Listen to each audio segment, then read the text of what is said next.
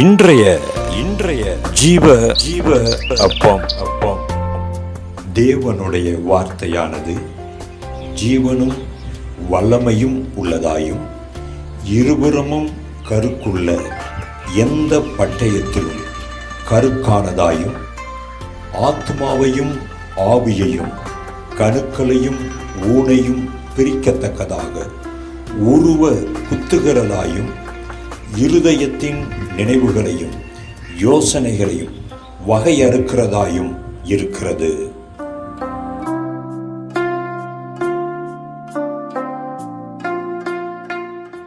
கர்த்தருடைய நாமத்தினாலே உங்கள் ஒவ்வொருத்தரையும் நாங்கள் வாழ்த்துகிறோம், ஆசீர்வதிக்கிறோம். தேவனுடைய சமாதானம் உங்கள் ஒவ்வொருத்தரையும் ஆண்டு கொள்வதாக.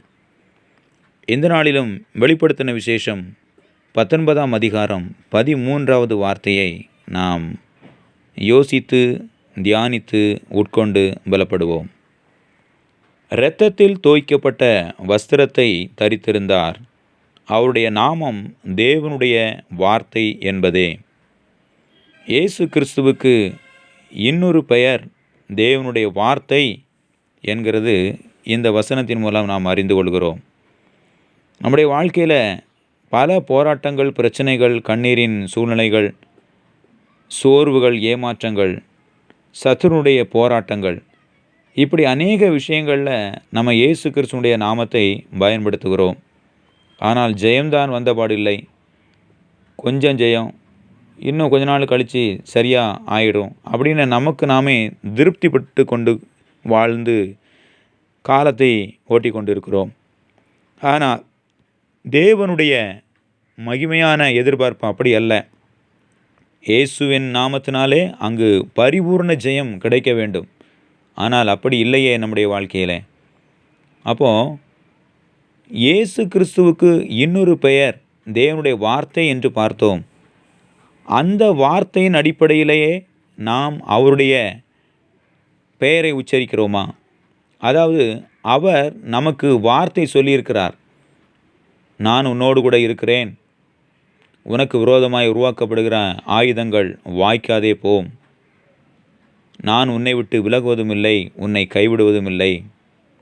இப்படி ஏராளமான வார்த்தைகள், அல்லது நமக்குள் இருக்கிற மகிமையான தேவ ஆவியானவர் இந்த காரியத்தை இப்படி செய்யணும், இதன் அடிப்படையில் துதிக்கணும், இதன் அடிப்படையில் சத்துருவை முறியடிக்கணும், இப்படி ஆவியானவர் தருகிற வார்த்தையாகிய ஆலோசனை.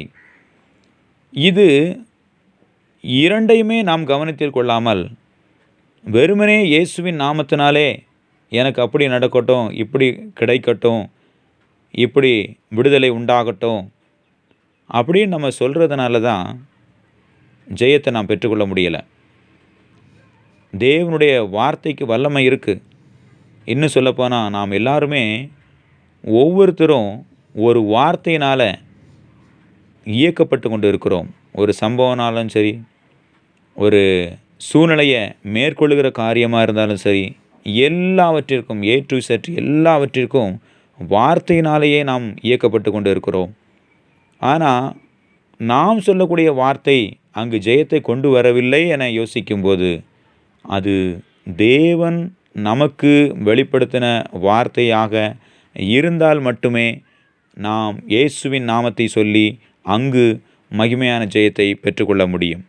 எனவே வெறுமனே இயேசுவின் நாமத்தினாலே அப்படி நடக்கட்டும், இப்படி நடக்கட்டும் என்கிறத சொல்கிறத விட, எனக்கு ஆவியானவர் என்ன வார்த்தையை தருகிறார், தேவனுடைய வார்த்தை எனக்கு இப்படி வேதத்தில் எழுதப்பட்டிருக்கிறதே, இதை ஆவியானவர் எப்படி எனக்கு சொல்லுகிறார் என்கிறதை கவனித்து அதன் அடிப்படையிலே நாம் சொல்வோம் என்றால் நிச்சயமாக மகிமையான ஜெயத்தை நாம் பெற்றுக்கொள்ளலாம்.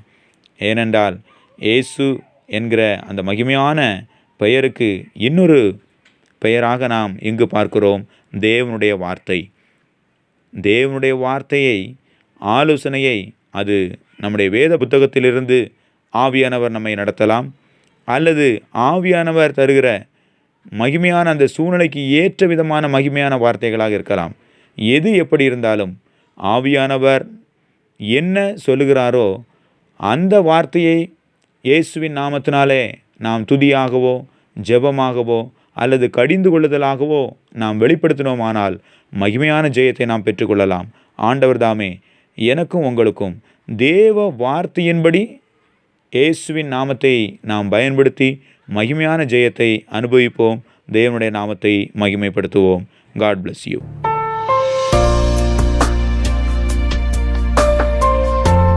இயேசுவின் நாமத்தினாலே என்று மட்டுமல்ல, கர்த்தர் நமக்கு என்ன சொல்லுகிறாரோ அதன் அடிப்படையிலே சொல்லுகிறதும் செயல்படுகிறதுமே மகிமையான ஜெயங்களை கொண்டு வரும்.